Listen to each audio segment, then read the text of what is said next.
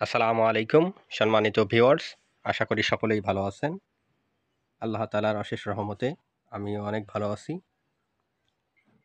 আপনারা যারা আমার এই ভিডিওটি দেখছেন, যদি আমার চ্যানেলে নতুন হয়ে থাকেন তাহলে সাবস্ক্রাইব করে পাশে থাকবেন এবং নতুন নতুন ভিডিও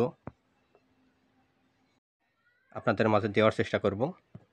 আজ হাতে পেয়ে গেলাম শীতকালের সেরা জাত গার্ডেন ফ্রেশ বাংলাদেশ বীজপাতা কোম্পানির গ্রিন বিউটি।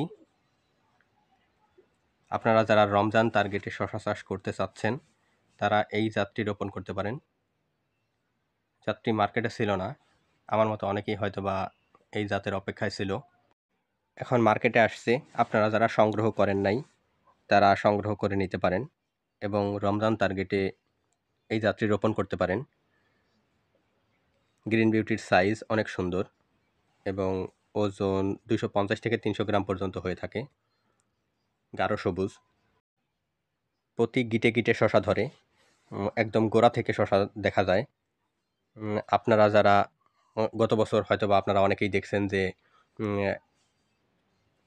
শশার ফল সেট হচ্ছে না। এটা গ্রিন বিউটিতে এরকম সমস্যা হয় না, সাধারণত দেখা যায়।